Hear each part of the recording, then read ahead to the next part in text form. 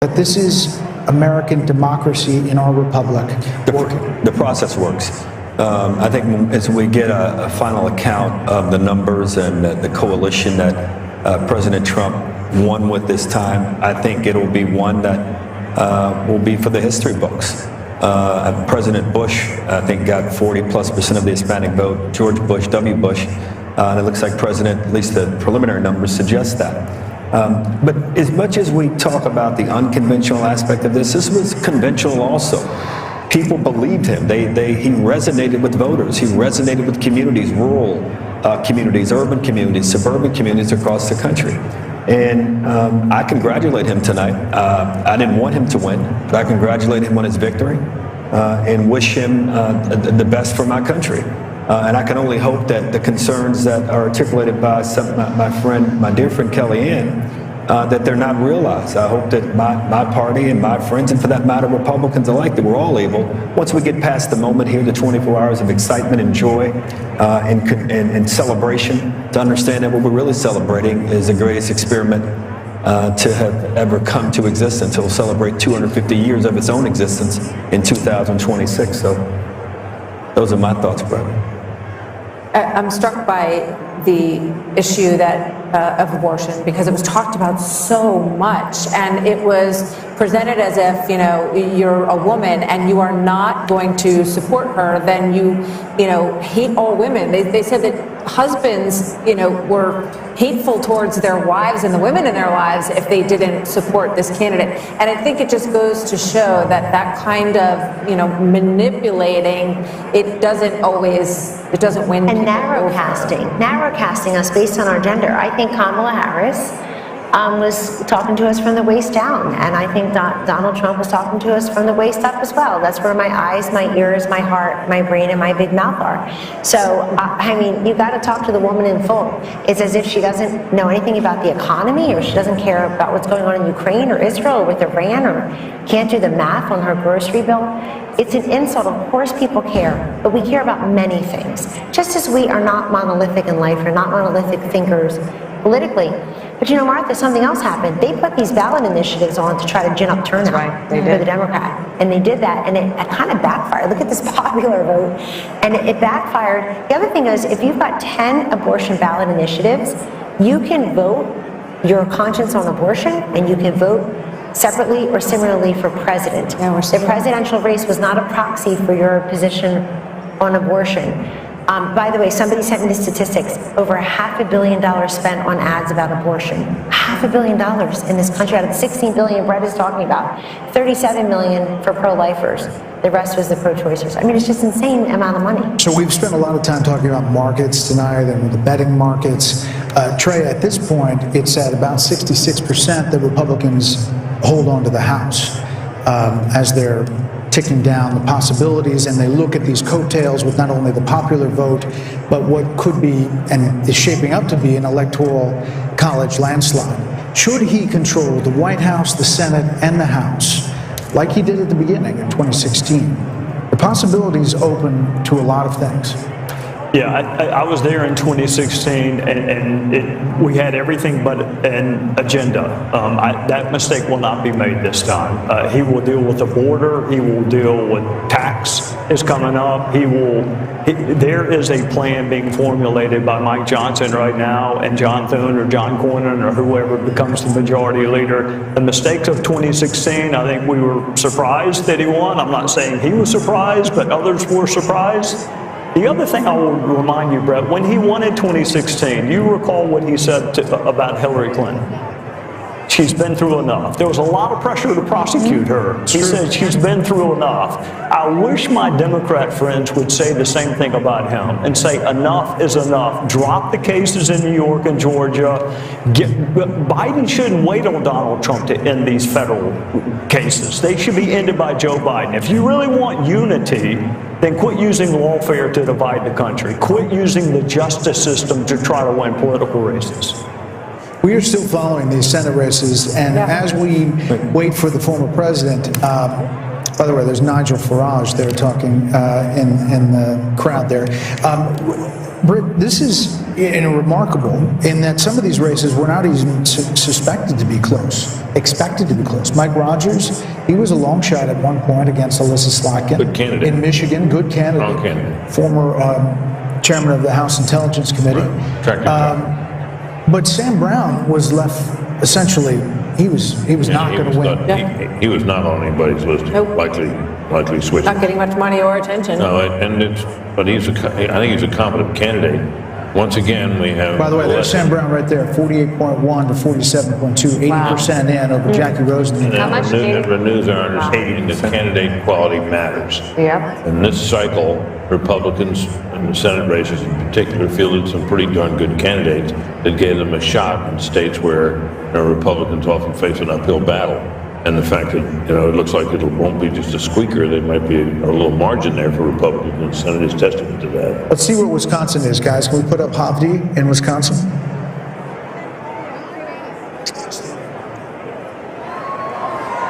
Ladies and gentlemen, please welcome President-elect Donald J. Trump, First Lady Melania Trump, and the Trump family, accompanied by Vice President-elect J.D. Vance, Second Lady Usha Vance, along with friends and campaign staff.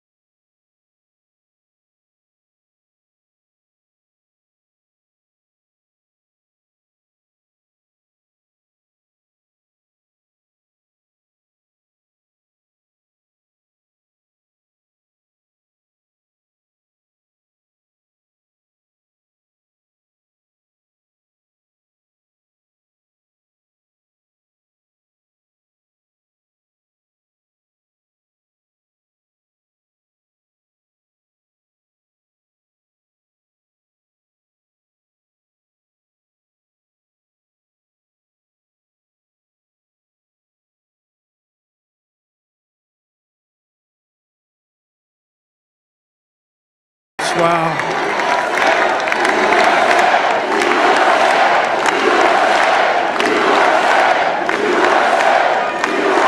Well, I want to thank you all very much. This is great. These are our friends. We have thousands of friends in this incredible movement.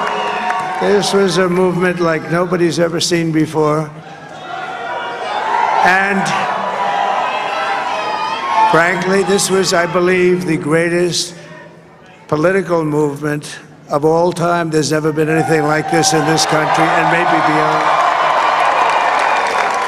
And now it's going to reach a new level of importance because we're going to help our country heal. We're going to help our country heal. We have a country that needs help, and it needs help very badly. We're going to fix our borders. We're going to fix everything about our country. And we made history for a reason tonight, and the reason is going to be just that.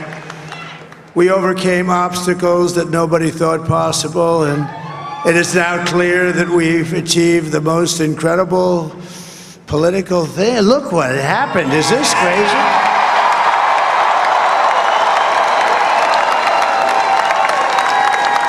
But it's a political victory that our country has never seen before, nothing like this. I want to thank the American people for the extraordinary honor of being elected your 47th president and your 45th president.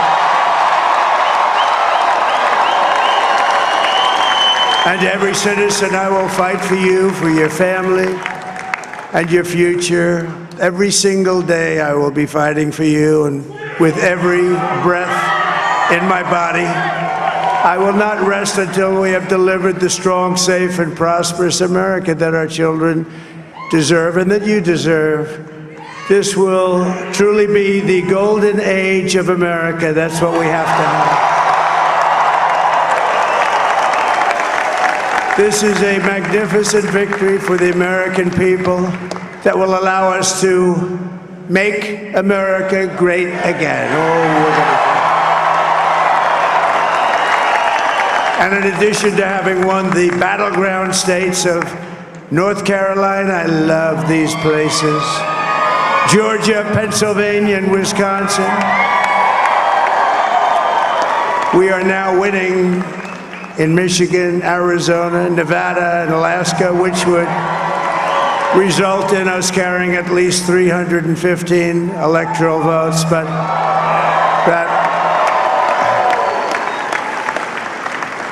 it's much easier doing what the networks did or whoever called it, because there was no other path. There was no other path to victory. We also have won the popular vote. That was great. Very proud of that.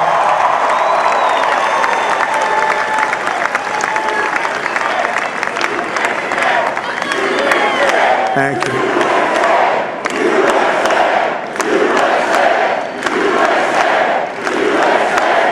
Thank you very much. Thank you. And, winning the popular vote was very nice, I will tell you.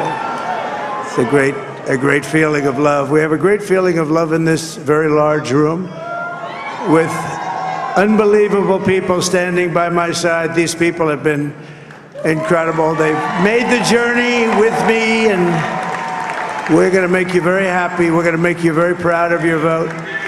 I hope that you're going to be looking back someday and say that was one of the truly important moments of my life when I voted for this group of people beyond the president, this group of great people. America has given us an unprecedented and powerful mandate. We have taken back control of the Senate. Wow, that's good. And the Senate races in Montana, Nevada, Texas, Ohio, Michigan, Wisconsin, the great Commonwealth of Pennsylvania, were all won by the MAGA movement. They helped so much.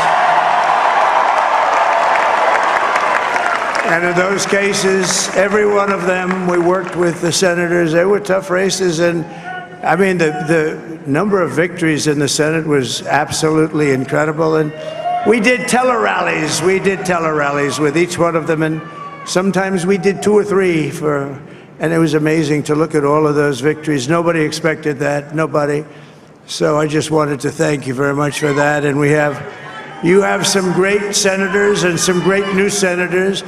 And it also looks like we'll be keeping control of the House of Representatives.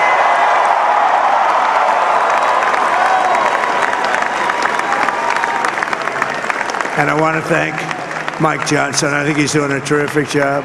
Terrific job. I want to also thank my beautiful wife, Melania, First Lady.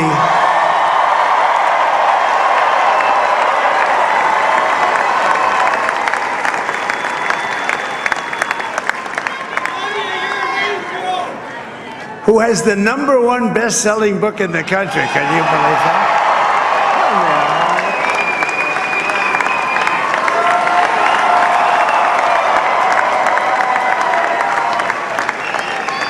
Oh, no, she's done a great job, works very hard to help people. So I just want to thank her. But I want to thank my whole family, my amazing children, and they are amazing children. Now, we all think our children are amazing. Everybody here thinks their children are amazing, but that's a good thing when you think they are. But Don, Eric, Ivanka, Tiffany, Barron, there's Laura, Jared, Kimberly, Michael, thank you all. What a help. What a great help.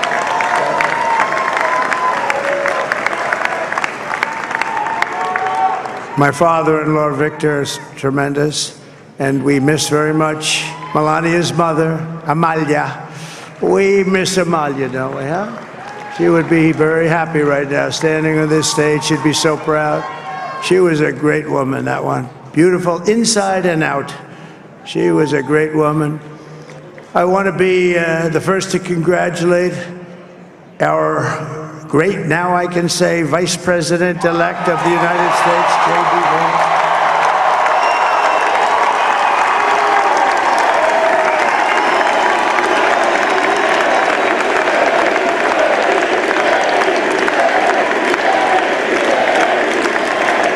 And his absolutely remarkable and beautiful wife, Usha Vance.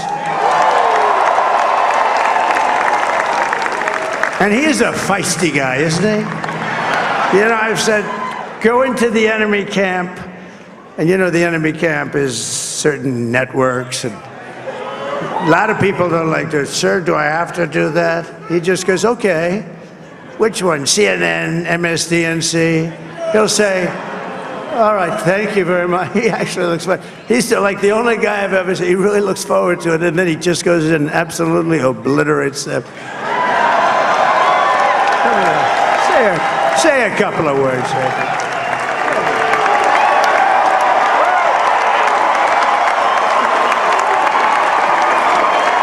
Wow.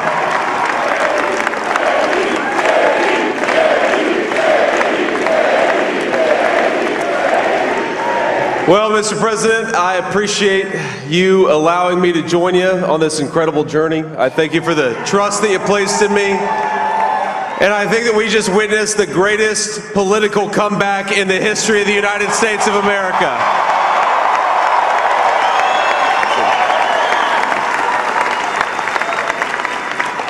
And under President Trump's leadership, we're never going to stop fighting for you, for your dreams, for the future of your children. And after the greatest political comeback in American history, we're going to lead the greatest economic comeback in American history under Donald Trump's leadership.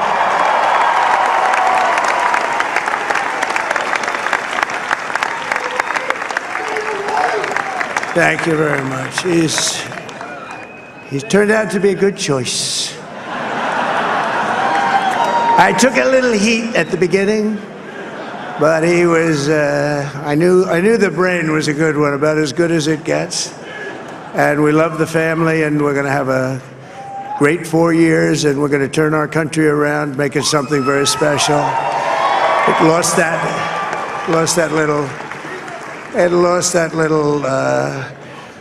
little thing called special. We have to make it so. We're going to make this so great. It's the greatest country, and potentially the greatest country in the world by far. And right now, we're going to just work very hard to get all of that back. We're going to make it the best it's ever been. We can do that. If we had to wait longer, I don't know. It was going bad, and it was going bad fast. We're going to have to seal up those borders, and we're going to have to let people come into our country. We want people to come back in, but we have to let them come back in, but they have to come in legally. They have to come in legally. Let me also express my tremendous appreciation for Susie and Chris, the job you did. Susie, come here. Come here, Susie. Chris, come here, Chris. Susie likes to stay sort of in the back, let me tell you. The Ice Maiden, we call her the Ice Maiden. Come here, Chris.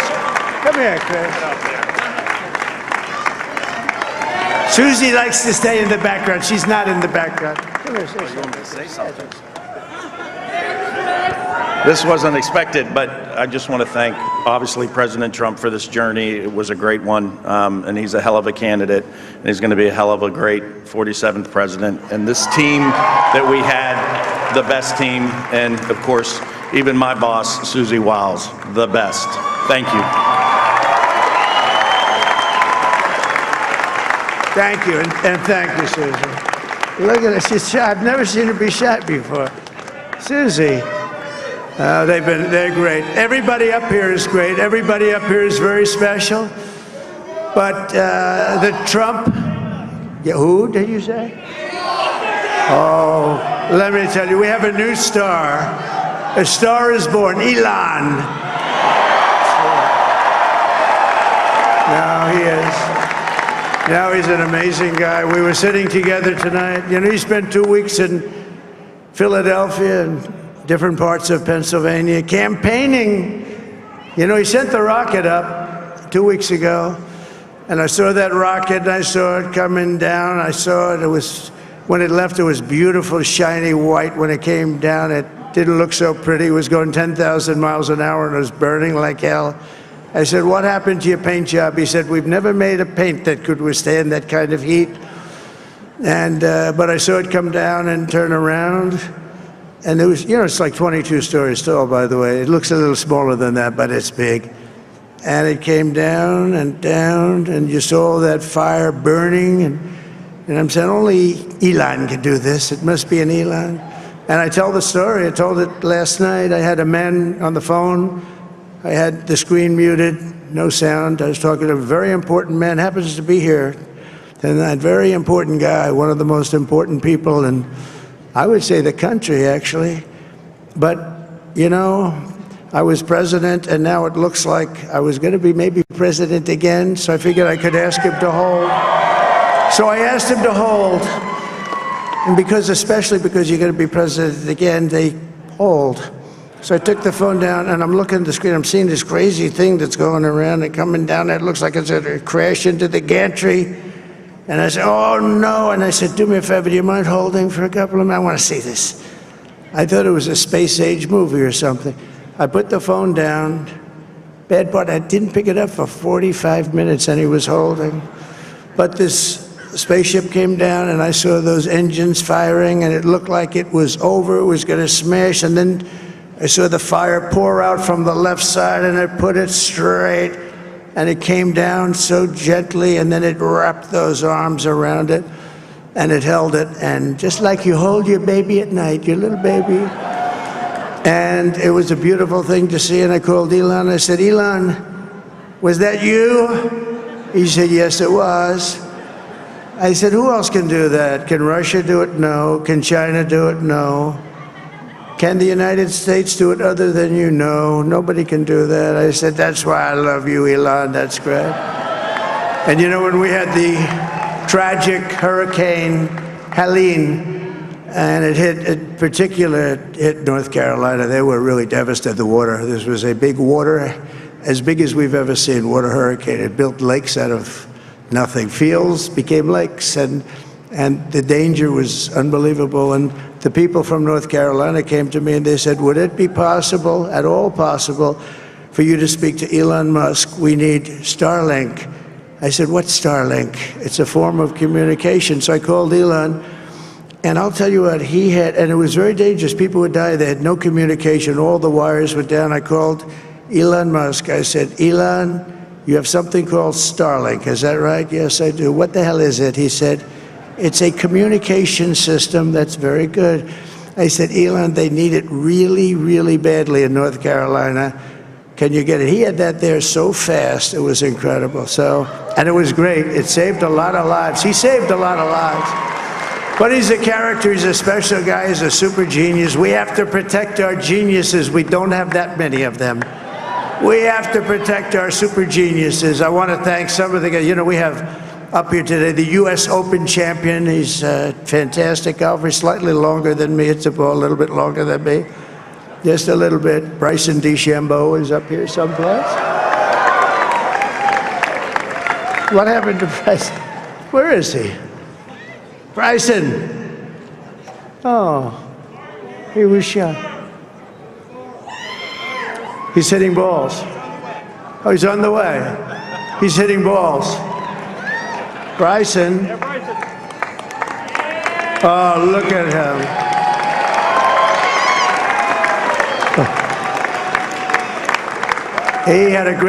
He's got a great career going. Great U.S. Open, Bryson. That's a fantastic job. And we also have a man, Dana White, who has done some job. He's a tough guy.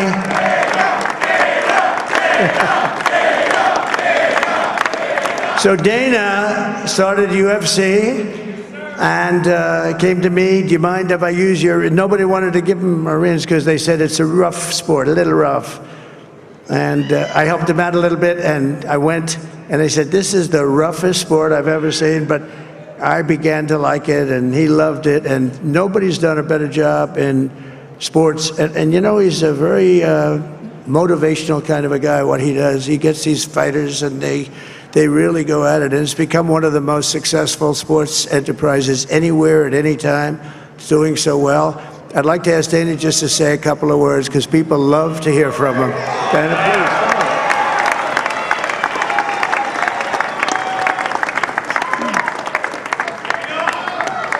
please. Nobody deserves this more than him, and nobody deserves this more than his family does.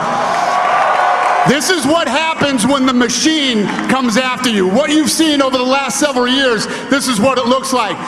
Couldn't stop him. He keeps going forward. He doesn't quit. He's the most resilient, hard-working man I've ever met in my life. His family are incredible people. This is karma, ladies and gentlemen. He deserves this. They deserve it as a family. I want to thank some people real quick. I want to thank the Nelk boys, Aiden Ross, Theo Vaughn, Bustin' with the Boys, and last but not least, the mighty and powerful Joe Rogan. And thank you, America. Thank you. Have a good night.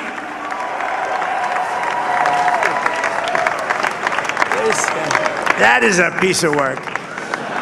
No, he's really an amazing guy. But most of all, I want to thank the millions of hardworking Americans across the nation who have always been the heart and soul of this really great movement.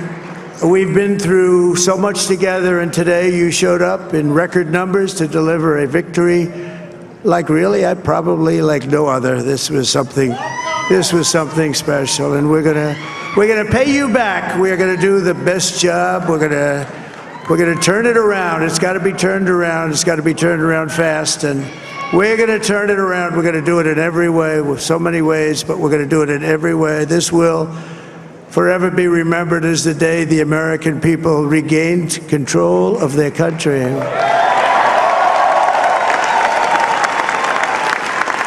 So I just want to say that on behalf of this great group of people, these are hard-working people, these are fantastic people, and we can add a few names like Robert F. Kennedy Jr. He came in. And he's going to help make America healthy again.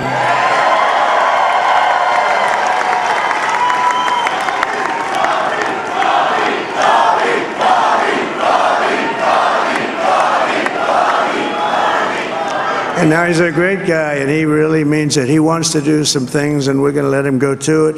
I just said, but Bobby, leave the oil to me. We have more liquid gold, oil and gas. We have more liquid gold than any country in the world, more than Saudi Arabia. We have more than Russia. Bobby, stay away from the liquid gold. Other than that, go have a good time, Bobby. We're going to be paying down debt. We're going to be reducing taxes. We can do things that nobody else can do. Nobody else is going to be able to do it. China doesn't have what we have. Nobody has what we have. But we have the greatest people also. Maybe that's the most important thing. This campaign has been so historic in so many ways. We've built the biggest, the broadest, the most unified coalition.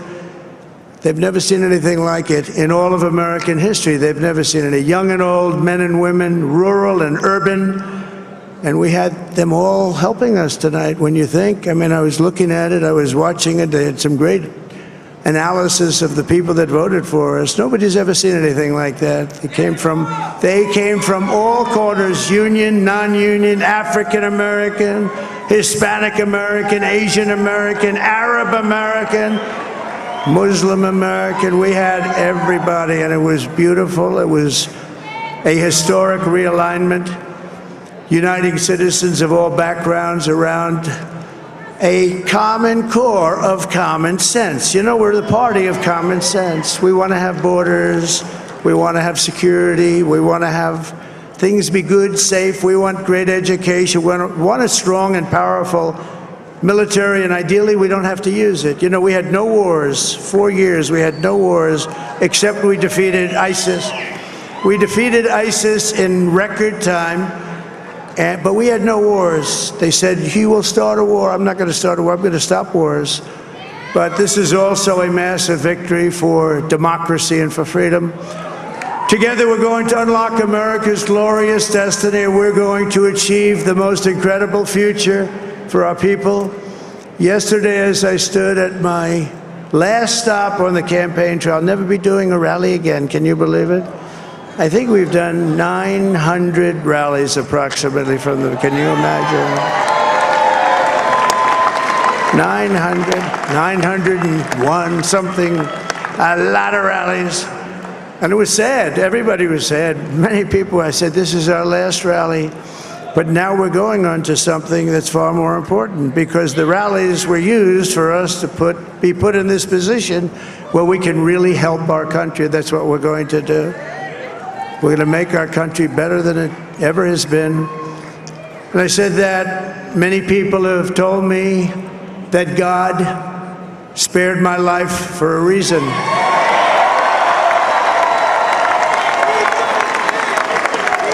And that reason was to save our country and to restore America to greatness.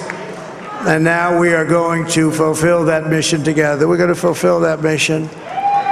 The task before us will not be easy, but I will bring every ounce of energy, spirit, and fight that I have in my soul to the job that you've entrusted to me. This is a great job. There's no job like this. This is the most important job in the world. Just as I did in my first term, we had a great first term, a great first term. I will govern by a simple motto: promises made, promises kept. We're going to keep our promises. Nothing will stop me from keeping my word to you, the people. We will make America safe, strong, prosperous, powerful, and free again. And I'm asking every citizen all across our land to join me in this noble and righteous endeavor. That's what it is. It's time to put the divisions of the past 4 years behind us. It's time to unite. And we're going to try, we have to try, and it's going to happen. Success will bring us together. I've seen that. I saw that in the first term. When we became more and more successful, people started coming together. Success is going to bring us together, and we are going to start by all putting America first. We have to put our country first for at least a period of time. We have to fix it. Because together we can truly make America great again for all Americans. So I want to just tell you what a great honor this is. I want to thank you. I will not let you down. America's future will be bigger, better, bolder, richer, safer, and stronger than it has ever been before. God bless you, and God bless America. Thank you very much. Thank you. Thank you very much.